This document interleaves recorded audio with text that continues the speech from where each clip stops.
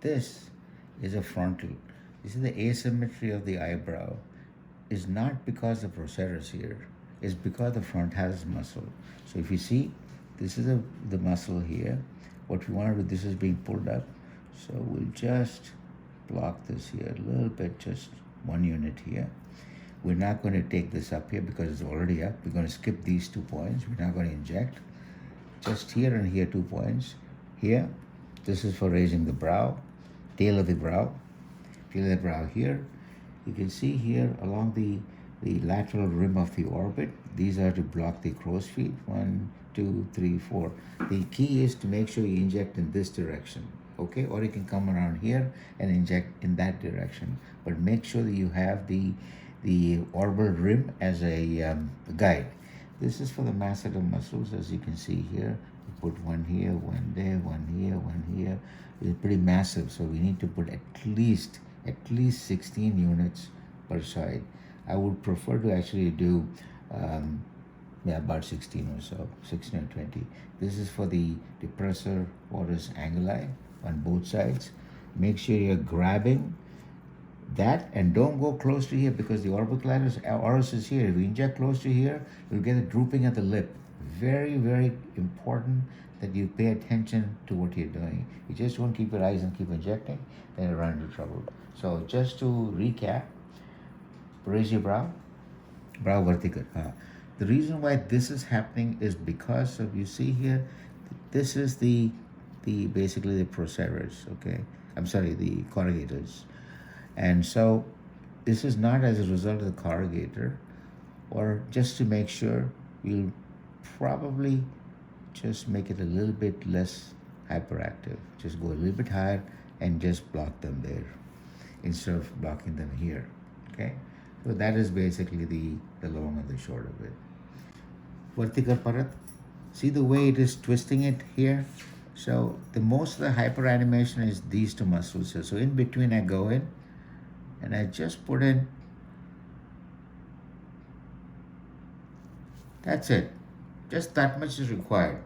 I'm not going to block anything else. Of course, I'm going to go with the procerus. This is a pretty dense muscle, so you need a little bit more. Yeah. And then here we want to get the raises. I always hold the procerus in my, the corrugators in my hand, simply because, you can bang one of these frontal muscles and then instead of having a raise, you'll get a ptosis. So I grab it like this in my hand. I'm sure this is the corrugator. That much here, just a little bit here, a little bit there. This I'm doing to raise the brow. I go forward here. Either side of this line, I put a little. The whole idea is you'll get a little bit of peaking, which I like, because a bit of peaking, which I like.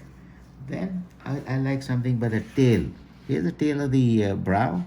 I inject a little bit there, and I'm done. All right, so let me put a little bit more, just a teeny weeny haze left here, so I'll get rid of that. Okay, so the entire brow on the right side is completed. Now for the left side, we do the same thing. I already initiated that by giving a little bit in between where the muscle was twisting on itself. Come here, grab the corrugators in your hand like this. It's a strip muscle, that's why I like a higher concentration. See right here, you go and then right into the muscle, just a little bit. That's it. And she's such a good patient. Prerna, thank you very much for being such a good patient. Welcome. It works very well when she helps me. A little bit. And then the tail. We want to raise the tail. So a little bit there.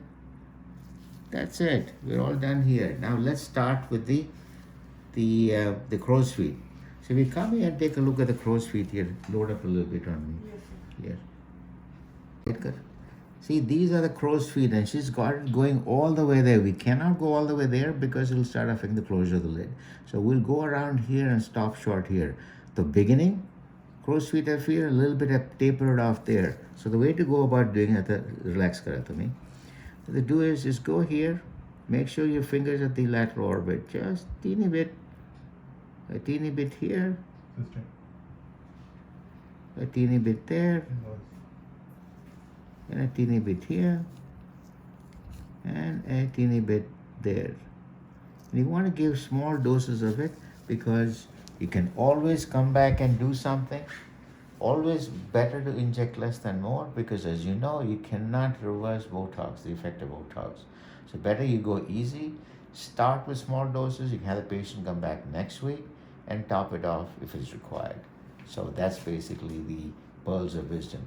Okay. Clench, tight karate. You see, if you palpate the edge of it, the edge of the masseter comes up to here, and this is the block area. You notice I go 1 centimeter behind because here occasionally you'll have a facial branch going here, buccal branch going somewhere close, and then you will bag the upper lip. So the key is wherever the front line of the anterior limits of the masseter is, go at least 10 mm behind that. Watch for the zygomatic arch, go 1 centimeter below that.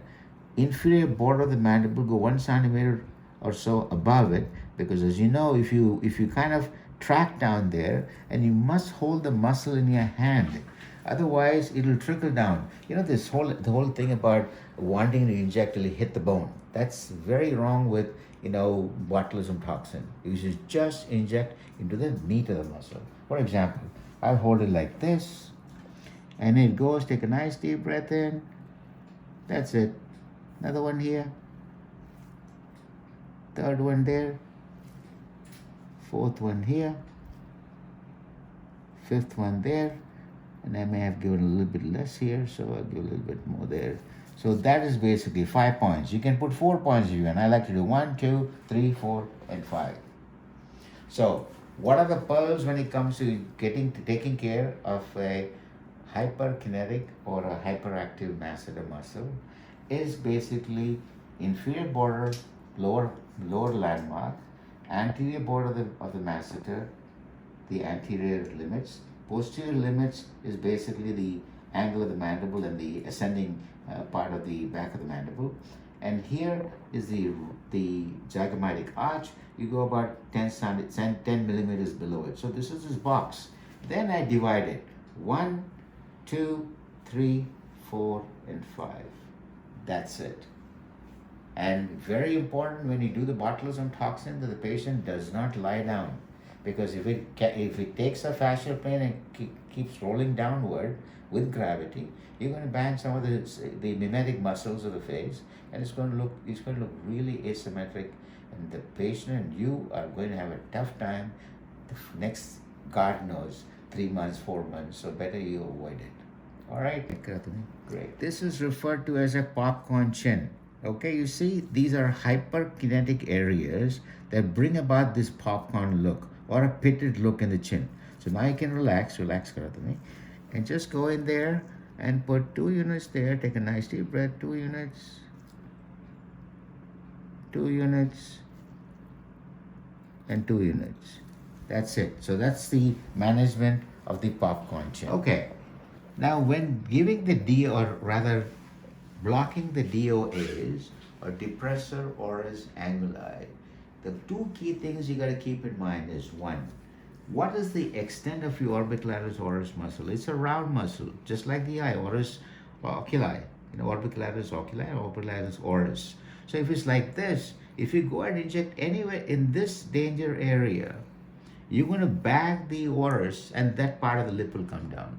So what you need to do is, like I do, if you don't care how many times I do it, smile for me. Okay, this is it. This is what I do. And I grab it in my hands. This is the depressor oris anguli. Go in there. That's it. So you spare the muscle. You're not taking the risk.